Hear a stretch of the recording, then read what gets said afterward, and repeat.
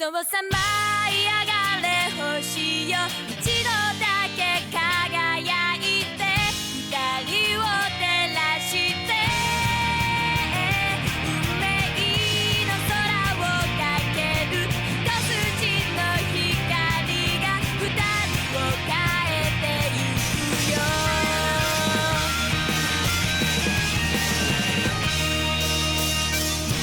確か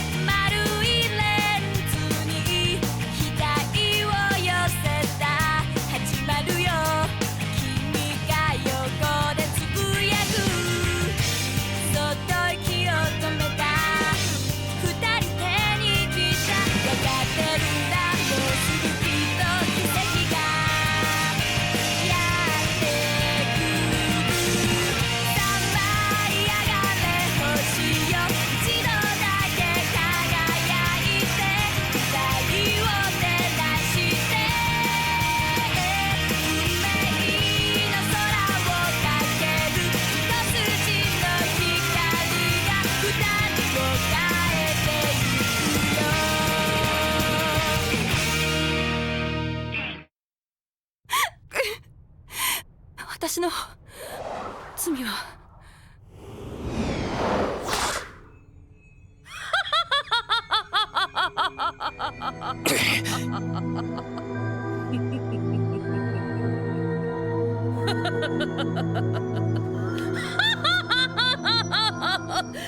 これでもう安心。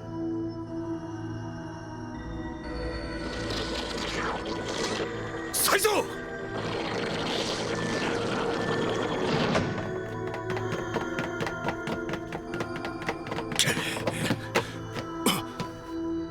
嫌がったな、狐ども。大層ご馳走してくれましたね。同じく神に仕える者とはいえ、私は聖天、あなたたちは稲荷。手加減はいたしません。感謝してほしいね。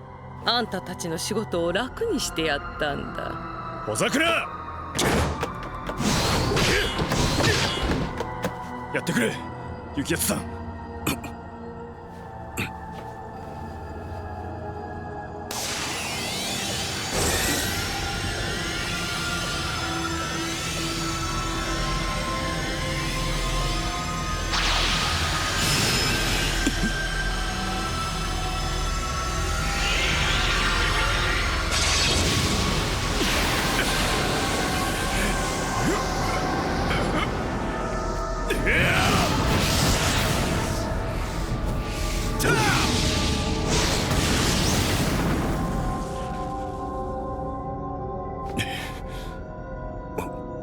すげえ。手助けしてやったっていうのに。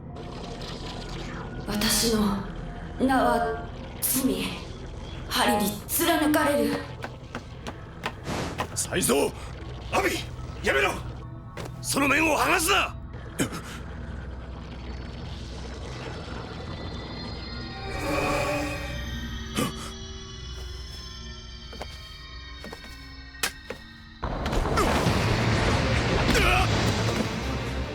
才蔵に何をした？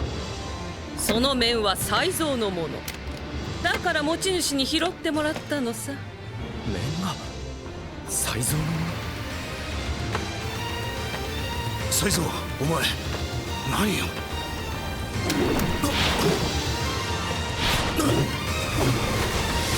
才蔵、おとなしくしろ。静かにしてもらうしかないか。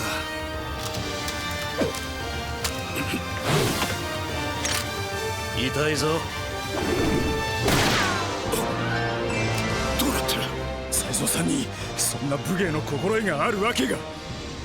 面は別の自分になりたいという欲望を叶える。別の自分？お前がさせているんだろう！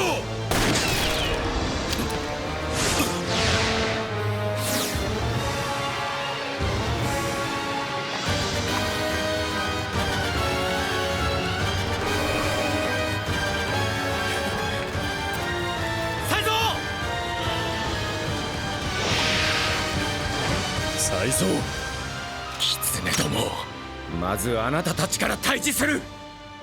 まあいいさ、やってみるがいい。ただし一匹残らず殺し食い尽くせるものならね。こいつら何匹いるんだ。雪谷さん、この江戸に稲荷がどれくらいあるか知ってますか？どういう意味だ？伊勢や稲荷に犬のクソってぐらいで、江戸には大小の稲荷が数えきれないほどある。そこに人が祈るたび容易に形が与えられる。狐という形が。倒してもキリがない。そもそも私たちはこうして人間の真似して芝居をやったり、ちょっといたずらするくらいのものなのに、あの面がここらを荒らし始めたので追い払いたかっただけ。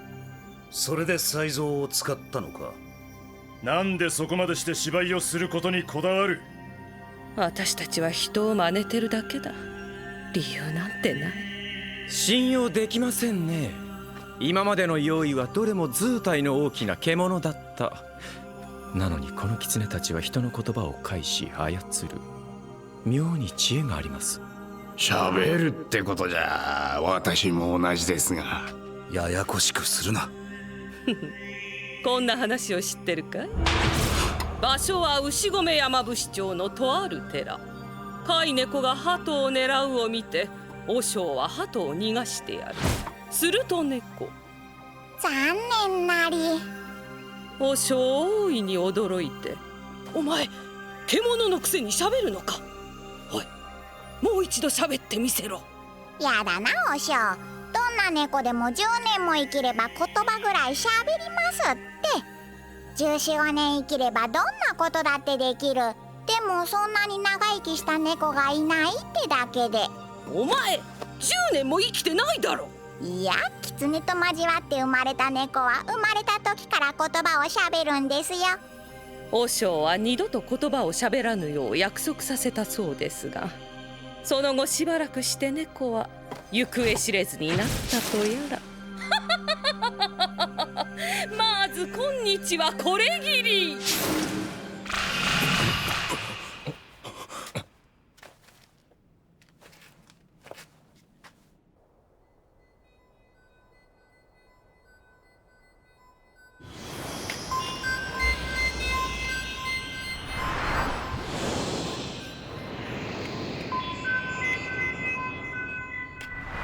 用意の言いなりに帰ってきた？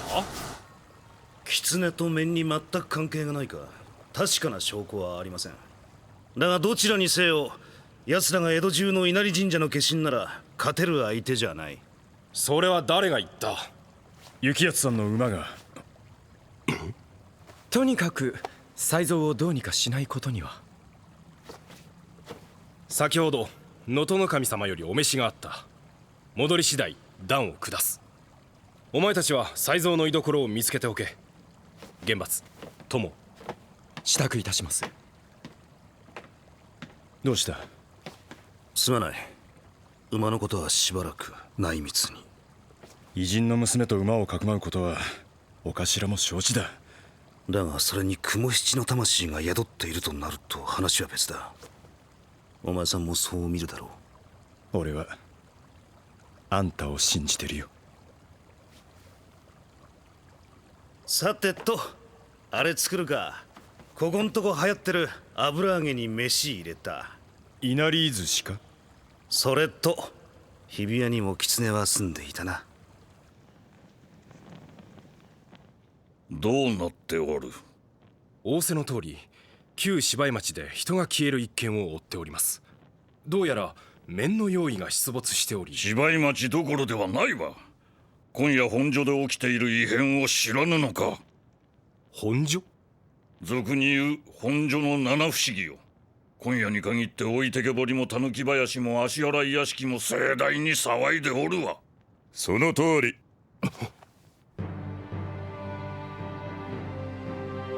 鳥居の、なぜここに？同じく麻布でも七色椿が色を変え、真見穴から巨大な狸の顔が覗いたとか。麻布の七不思議、さらに番町では井戸から割れた皿が天に向かって吹き上げ、音棒堀でも妙な泡が立っているという。皿屋敷にお岩さんもですか。今夜江戸のあやかしに火がついたようだ。これすべて用意の仕業ではないのか。この世には形は持たぬままわだかまっているあやかしの種のようなものがございます。人の心を食い物としてそれらは形になろうと騒ぎます。何故一斉に騒ぐ。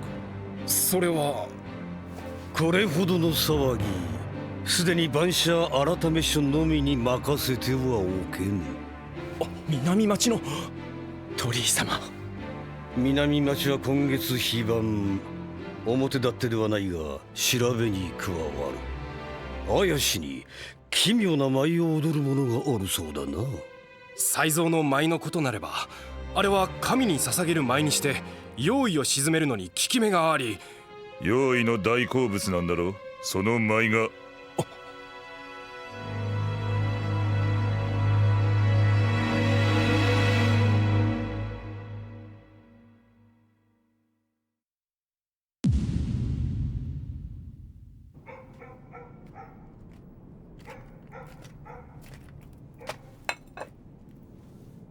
女芝居の座頭さん、ちょっと出てきちゃもらえないかね。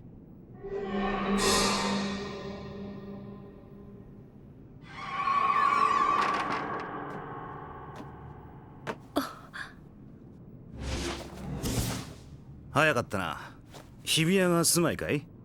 普段は豊川稲荷におりますのさ。大岡越前の屋敷かよ。まあどこの稲荷でも現れますよ。狐ですから。そうだと思った。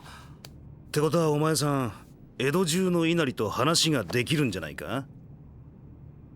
じゃあ才蔵が今どこにいるかわかるな。お待ちな。あの女に無地なを押し付けてやっと追いやったっていうのに。無地な、それが面の用意の中。案ずるな、必ず倒し食ってやる。怖い怖い。私まで食わないでくださいよ。いや、あんたに食われるならいいかもね。ちょっとお待ち。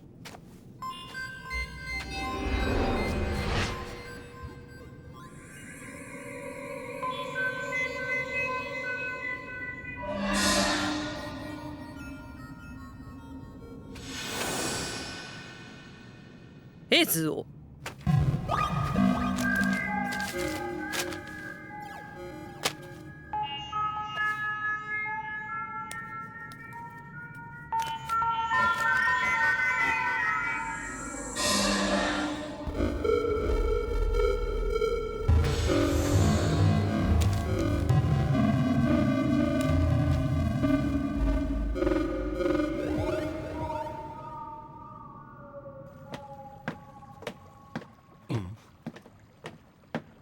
どこへ行っていた？才蔵の行方が分かった。猿若町を目指している。歌舞伎三座の移転先。面が才蔵の心を引き出したんなら、あいつは今も舞台に。自分の罪から逃れたいと思っているだけだ。理由はいらぬ。追って切れ。待ってください。そりゃ鳥居の番所に全部バレちまっていたんですよ。才蔵が例の舞を踊り回っているおかげで江戸中の化け物が大騒ぎだ。才蔵の舞は用意が好む。用意を引きつけ倒すには効くが、今は用意をいたずらに刺激するだけだ。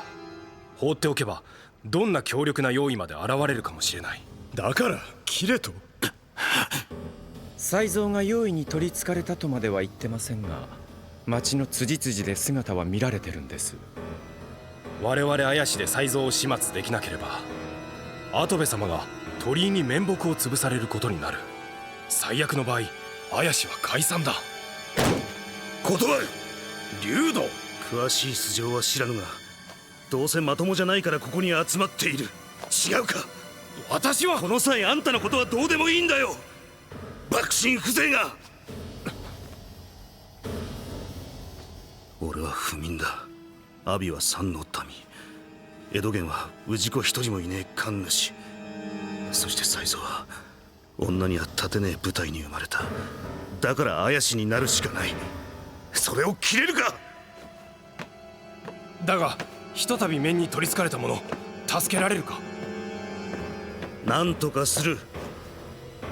小笠原さん、才蔵は自分が前足食った用意にあって引け目を感じていたぜ。俺たちは望んで食ったが、あいつに最初に用意を食わせたのは誰だ。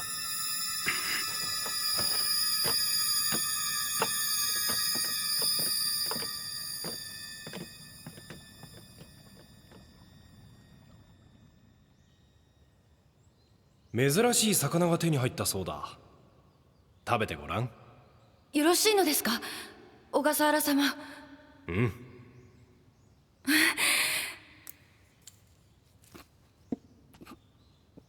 これは美味しい。気に入ったならもっと持ってこさせる。お前が私のために働いてくれるその祝いだ。こんな美味しいもの明日から困ります。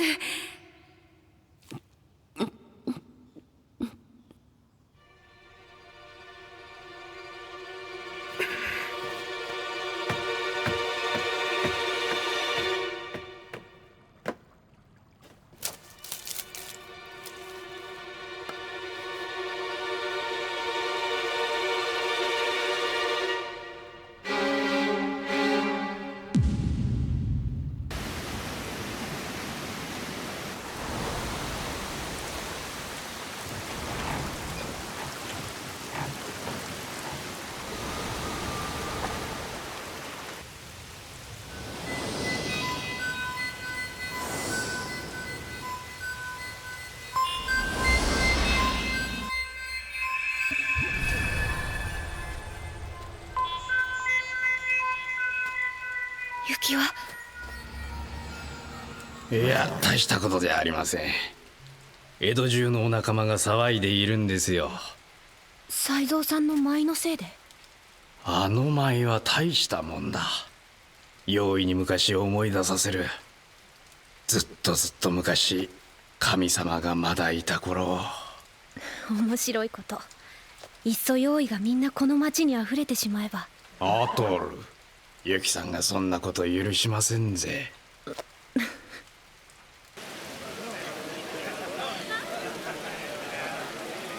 すごい人だな。芝居は朝から夕方まで。夜明け前に家を出るのが芝居好きというもので。この天気で町中あやかしが騒いでいるのにか。それほど人は芝居に、舞台の上の別の世界に憧れます。その時だけ自分がいる場所を忘れられますから。あなたには言うまでもないでしょう。この世ではない別の世界、異界に憧れる気持ちはよくご存知のはずだ。俺はそこから逃げてきたんだぜ。でもどこかで惹かれている。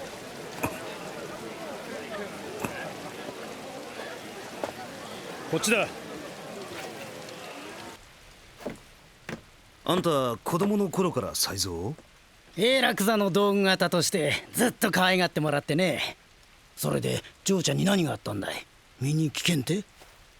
才蔵はこの芝居町に恨みのようなものを持つだろうか。もし持つならその理由は？やっぱり自分が女でどんなに頑張ってもまともな舞台には上がれないから。あいつなら何か知っているかもしれないな。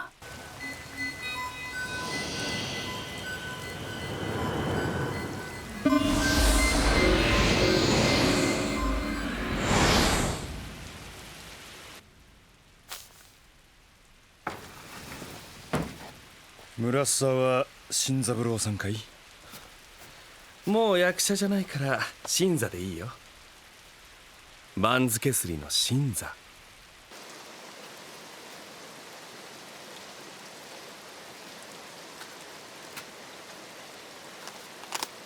あれは親父さんが悪いんだよ。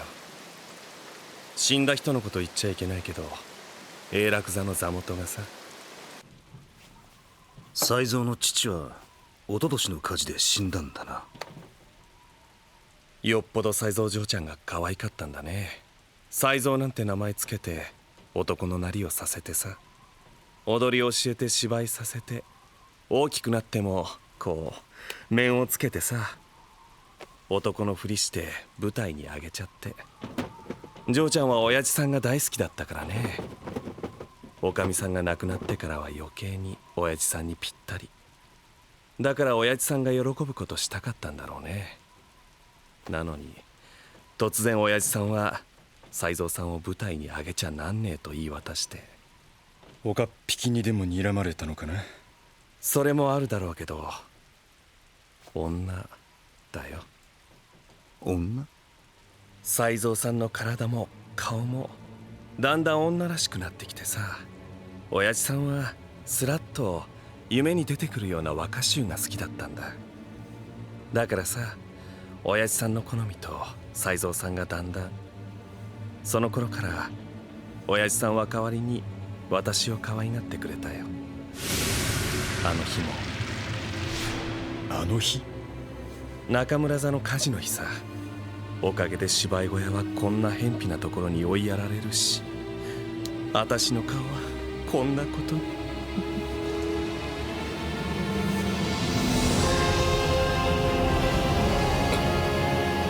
来た。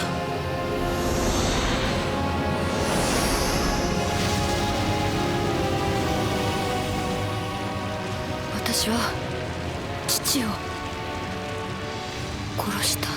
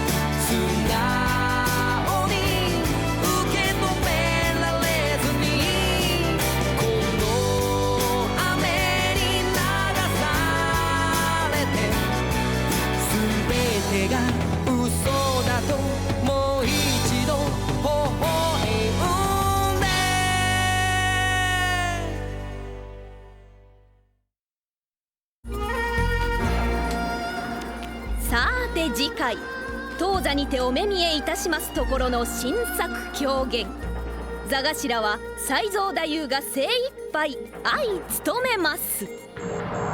銃の話、弥生花に酔う娘の神楽、